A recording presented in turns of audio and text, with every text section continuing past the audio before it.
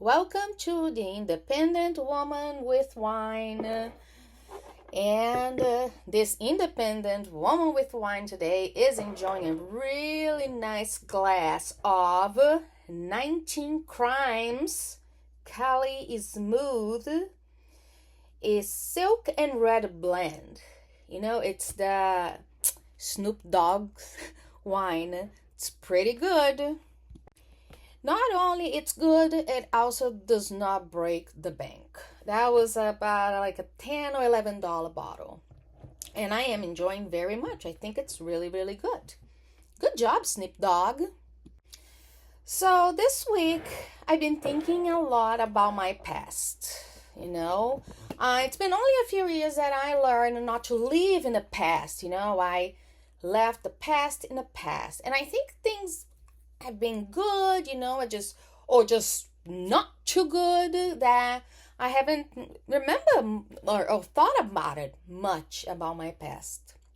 When I was working this week, I picked up the girls, and in the back of on the back of the car, they were playing, and I heard one of them say something Fernando, and that made me remember the ABBA song Fernando. So I played it, and the girls are playing in the back, making a lot of noise, but for just a couple of seconds, I was able to turn that off, and I kind of dove into my memories because that song brought me back to when I was around 20, 21 years old, and there was this boy who was working with me, and we worked together, and his name was Fernando.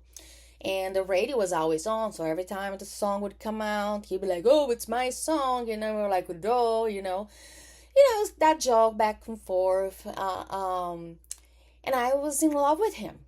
I was madly in love with this Fernando person. We did have a little fling, but it turns out he was not in love with me. Yep. That was one-way love. And that honestly broke my heart. And the whole time that I was in love with him and he didn't want to have anything serious with me, I was getting ready to come to America. And the whole time that I was getting ready to come to America, I was blaming him that I was going to America because I was in love with him and he did not want to do anything with me. To be young and stupid. No, yeah. In my heart, that's what I said, but reality was Brazil was spitting me out. I could not go to college, and I was the main breadwinner in the family. So it was getting hard, to help my mom with my sisters. And I was a kind of a party girl, so they got in the way of my spending money for the party. Yeah, but in my mind, what was speaking really loud was my love for Fernando was not reciprocated. So, diving into this memory that brought me back at that age of 2021 made me remember the way things were and how I felt about things, how I saw the world back then. Just so you have a feeling of what I'm trying to explain to you of what happened for those 2 seconds, I was transported to that time. That for those 2 little seconds, it's like I remember how I saw the world, how I felt, how I did things, and how I felt things so passionate, and all this hope that I had for the future. And it was a wonderful feeling. I was full of hope.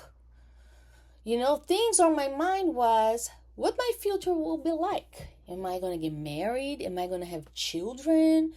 Am I ever going to leave Goiânia, which is the town that I was growing up in? Am I ever going to meet the love of my life, or go to Disney World?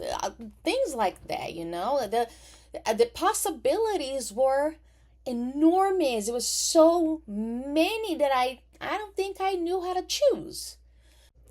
I did nothing of those things except for the marriage part. I did get married, but I didn't get married until I was 44 years old. I don't think 20-year-old me ever thought that I was only gonna get married when I was 44 years old. But hey, you can plan your future as much as you want, but chances are it's not gonna happen the way you want. Nothing that I wanted when I was younger, I have. 46 years old, and I still live as if I was still in my early 20s. Tiny apartment, husband, mom's visiting, and it's here. And there's a stepson who comes every other weekend. Tiny little place without... I think I need to stop complaining about having a tiny little place. The more I complain, the more I'm going to keep having a tiny little place. Okay, from now on, I promise myself I'm not going to complain for having a tiny little place. Then I was watching Supernatural, the episode Crossroad Blues. Yeah, that's the episode I was watching. And Sam and Dean found the guy who summoned the demon. And then he tells them, why wouldn't he do that? Who doesn't want their life to mean something? Who doesn't want to do something with their lives? Then it got me thinking that I don't remember when I stopped hoping for my life to mean something. To just hoping to make more money. To wanting more flexibility in work, Maybe not have to work every single day. Or maybe not working at all, These are the hopes that I have these days. And it is just sad. Little did I know. I don't want to complain. I don't want to be negative. But this is not what I was hoping for life. Here I am, 26 years later, and I have no hope for anything. Just trying to make money to survive, buy more wine, buy more pot, buy food, and live somewhat comfortably.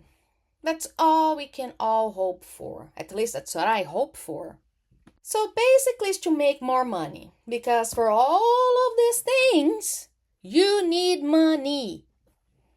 Anywho, that's it for today. I'm still drinking my delicious wine here from 19 Crimes. This is not a paid advertisement. I mean, nobody's gonna listen to this.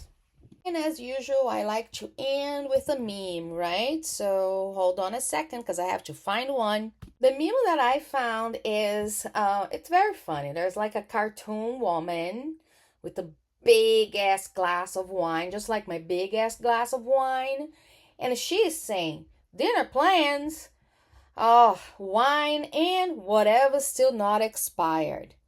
That's literally me. Because every night, I don't care about dinner as long as I have my wine. So, it is wine and whatever, it's not expired.